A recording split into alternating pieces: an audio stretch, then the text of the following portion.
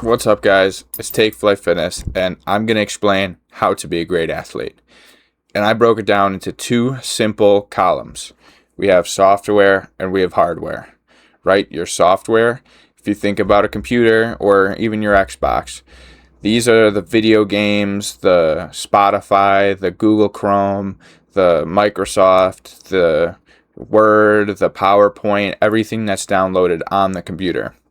And now the hardware, that's the actual hard drive, the graphics card, the different components that are actual physical and tangible. And this applies to athletes just the same.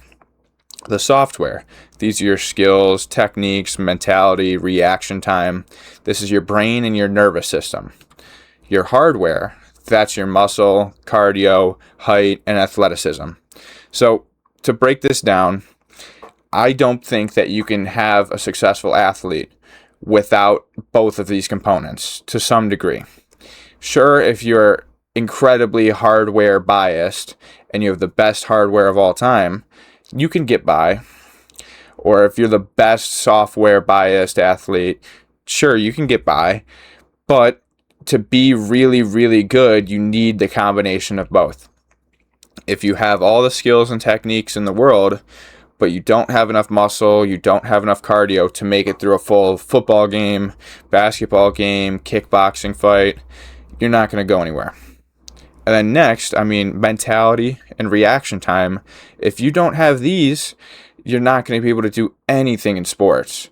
The software is just as important as the hardware, and the hardware is just as important as the software. And now when we're learning in practice or drilling with our coach, you're trying to download skills and techniques like it's software. But your muscle is what stores that, right? If you're throwing a punch and you're learning the technique from your coach, your muscles is what's actually storing and doing that motion. And now when you think about it, you can't have one without the other. And if you have all of the muscle, but you've never learned or done any sessions with a coach, you will not have the technique to complete that action. And so my really argument here is that you need both learning from coaches as well as doing mental reps. You need to be thinking about doing the right techniques, thinking about the right mentality, thinking about your skills that you're trying to build, as well as exercising. You have to lift weights if you're an athlete. You have to be in the gym. You have to increase your cardio. This all needs to be brought up together, right? And a pretty simple graph to show this. Through exercise and learning and mental reps, your software and hardware will all increase in ability. If you combine these components over time, right? 1 year, 2 years, 3 years, 4 years, it's all going to get better, right? Some years, your hardware might be better. And then you got to bring up your software to that level. And then your software might be better. And then you have to bring your hardware up to that level. As athletes, you need to know what you're lacking and bring it up. What you're lacking, bring that up. Learn what you're lacking, bring that up. It's all important to grow as an athlete and become well-rounded. Again, you don't want to be a one-trick pony. You want to have every ability, every style, every strength that you possibly can. Like going back to my original points, it's all, reversible. If you have, skills, then you need more muscle. And if you have plenty of cardio, okay, bring up your techniques.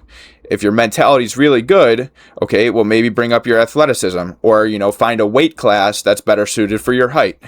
If you have great reaction time and athleticism, you're going to be in good shape. If your athleticism is already good, try and bring up your reaction time. It's all reversible. You need both of these to succeed. If you have one software component, bring your hardware up and bring it up to snuff. And through this is how you get great athletes, LeBron James, great mental and physical attributes. He can see the court in different ways that athletes cannot. He can see, passes before they happen. He can see different setups or different plays, different, open shots that people don't. as well as having great height, athleticism. He's always in shape, and he has a ton of muscle mass, right? And you think about other guys, in MMA, George St. Pierre, right? He's a ton of muscle, great cardio. His height is great for the weight class. His athleticism is perfect. And then with his coach, Zahabi, Firas Zahabi, he's able to, build the techniques, the skills, mentality, reaction time that you need as a professional fighter. And, a champion in the UFC, the top of the top. And you could see all of these guys, Michael Jordan. You could just go down the list. He had it all on the hardware, and he had it all on the software, right? The mentality was one of his best things. Then he also had the athleticism. And then he had the skill. And then he had the muscle. Any champion, any great player in their sport, or any great athlete, they have it both, right? You think about Tom Brady. He was able to have enough muscle and durability and cardio to play full football games. He was able to take sacks. He was able to hang in there, late in the fourth quarter. If he had to scramble for a couple yards, he can get a couple yards. He had the height. He had the athleticism needed to play quarterback. And then he was one of the best software-wise. So you can go down the list. Any sport, any athlete that's great, they have it both. And so that's why you need to be working, again, mental reps, learning, as well as exercise. Some athletes get stuck in, I'm such good shape, nothing else matters. Or, some athletes get stuck in the opposite. Oh, I'm so technically good, I'm so, smart, that the exercise doesn't matter. But it's not like that. If you study any of the greats, they have both.